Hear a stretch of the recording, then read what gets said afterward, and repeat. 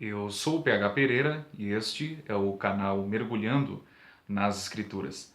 Dando sequência ao vídeo resposta ao pastor Elias Soares, não é? A segunda pergunta é formulada pelo pastor Elias aos calvinistas e, obviamente, a minha pretensão, a resposta para esta segunda pergunta, não é? É dividi-la em duas partes, ok?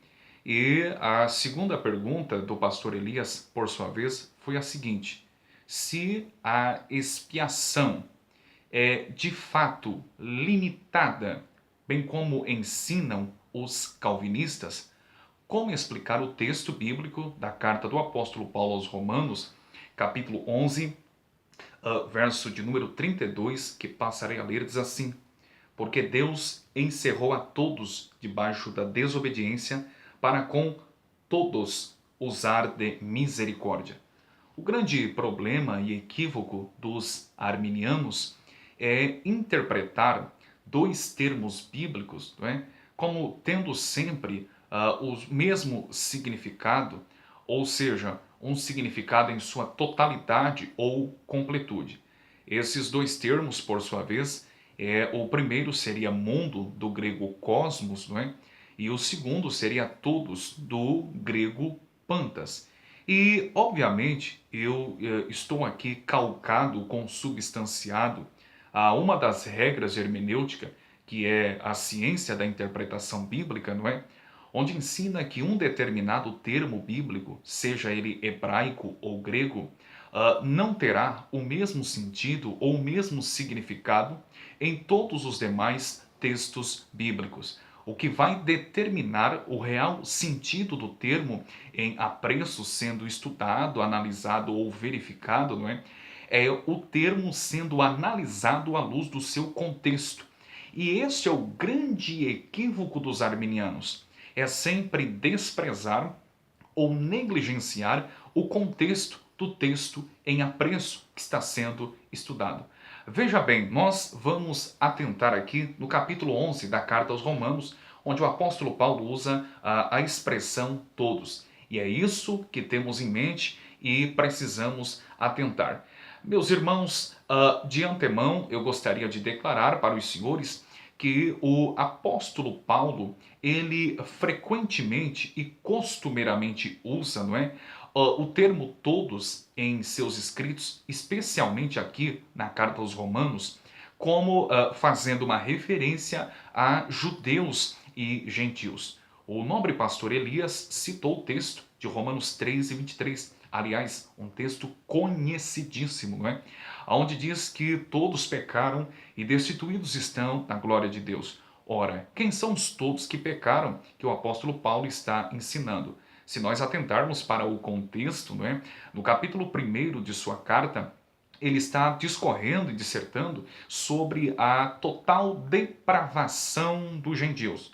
Logo na sequência, no capítulo de número 2, o apóstolo Paulo, por sua vez, vai discorrer agora a total depravação dos judeus. E quando ele chega no capítulo 3, ele coloca todos dentro do mesmo pacote, e lá por volta do verso de número 23, ele diz: todos pecaram e destituídos estão da glória de Deus.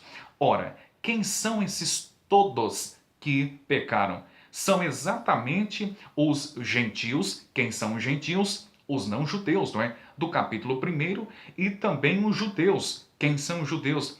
Todos aqueles que descendem do sangue de Abraão, no capítulo 2. Portanto, ao declarar todos pecaram, Paulo está tratando e querendo nos ensinar que não apenas judeus, mas também gentios pecaram e carecem da glória de Deus. Portanto, Paulo frequentemente usa o termo todos, fazendo referência ou alusão a judeus e gentios, povos e nações, não é? E aqui no capítulo de número 11 não é muito diferente. O apóstolo Paulo diz que Deus encerrou a todos debaixo da desobediência, E a ideia de encerrar aqui traz a ideia de um calabouço, não é? Ou seja, Deus encerrou todos a fim de que não tivessem nenhuma possibilidade ou chance de escape. Todavia, o apóstolo Paulo diz que Deus usará para com todos de misericórdia. Quem são os todos? Obviamente, à luz do contexto, esses todos de fato são judeus e também gentios.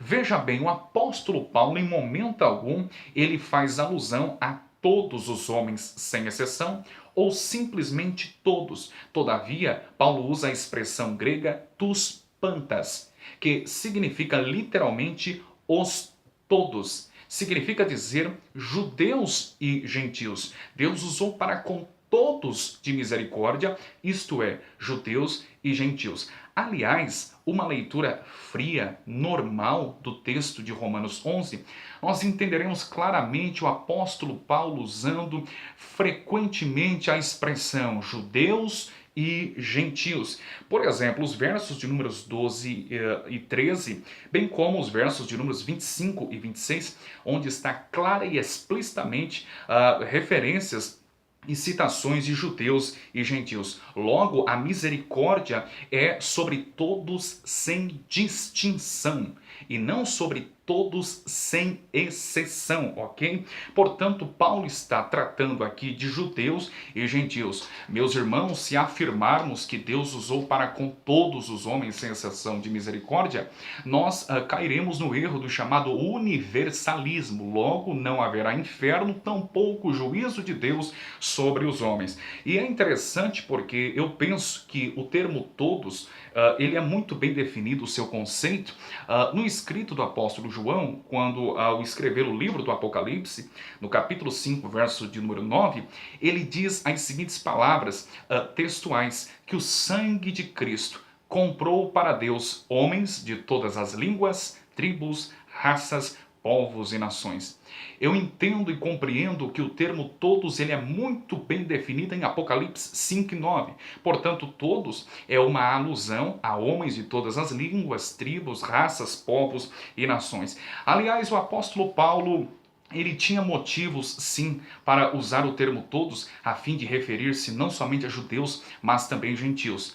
Ele próprio, em Atos, capítulo 9, verso de número 15, fora vocacionado e chamado por Deus como sendo um vaso escolhido, isto é, uma pessoa específica a fim de cumprir um eterno decreto e propósito de Deus, a fim de levar o evangelho a outras nações. E é interessante porque Lucas, que narra Atos, ele diz assim, que Paulo era um vaso escolhido a fim de levar o nome do Senhor aos gentios, ou seja, aos não-judeus, não é? Aos reis, bem como aos filhos de Israel. Percebe? Paulo levaria o evangelho da graça não somente aos filhos de Israel, isto é, aos judeus, mas também aos reis, não é? Pessoas da alta posição, bem como também aos gentios. Daí a razão por ele usar sempre em seus escritos a expressão todos, do grego pantas. Ok, meus irmãos? Meus irmãos, portanto, se pensarmos que todos, conforme ensina o sistema arminiano, todos sem exceção, nós teremos alguns problemas de interpretação. Se interpretarmos conforme os arminianos interpretam todos, sempre em sua totalidade, em sua plenitude ou completude, não é? Nós teremos algumas incoerências ou incongruências. Vejam bem, eu gostaria de passar-lhes pelo menos 3 textos bíblicos a fim de examinarmos e pensarmos um pouco, especialmente, principalmente, não é, os arminianos. Vejam bem, no Evangelho segundo João, capítulo 12, verso de número 32, o próprio Jesus disse, eu, quando for levantado na terra, atrairei todos a mim. Será realmente que quando Jesus foi crucificado, ele atraiu todos os homens ou todas as pessoas sem exceção? Veja bem, no dia da ressurreição de Jesus, ele não conseguiu atrair todos sem exceção, pois no Evangelho segundo Mateus, capítulo 28, versos de números 11 ao 15, no mesmo dia da sua ressurreição, ele fora rejeitado pelos escribas e também pelos guardas. Logo após a sua ascensão aos céus, no livro de Atos, capítulo 4, versos de números 1 ao 3, bem como os versos de números 17 16 ao 21, Jesus também fora rejeitado pelos sacerdotes infiéis. Portanto, todos que ele atrairia não seriam todos os homens, sem exceção, pois nem todos foram de fato atraídos. Logo, à luz do contexto, quem são os todos que foram atraídos? Os versos de números 20 e 22 do capítulo 12 do Evangelho segundo João deixa claro que haviam não judeus, isto é, gentios naqueles dias, e por isso que Jesus disse que atrairiam todos, não somente os judeus ali, mas também não os judeus. Ok, meus irmãos? Um outro texto para atentarmos é o Evangelho segundo Lucas, capítulo 21, verso de número 17, quando diz: "E de todos sereis odiados por causa de meu nome." Será que todas as pessoas, sem exceção, odiarão os eleitos do Pai na terra? Um enfático não. Não pode ser, em hipótese alguma, todas as pessoas, sem exceção. Veja um outro texto e eu prometo que será o último. Livro do Apocalipse, capítulo 13, verso de número 8, diz: "E adoraram-na todos." Preste bem atenção aqui. Adoraram-na todos os que habitam sobre a terra. Será realmente que todas as pessoas, ou todos os homens, sem exceção, adorarão a besta? É claro que não.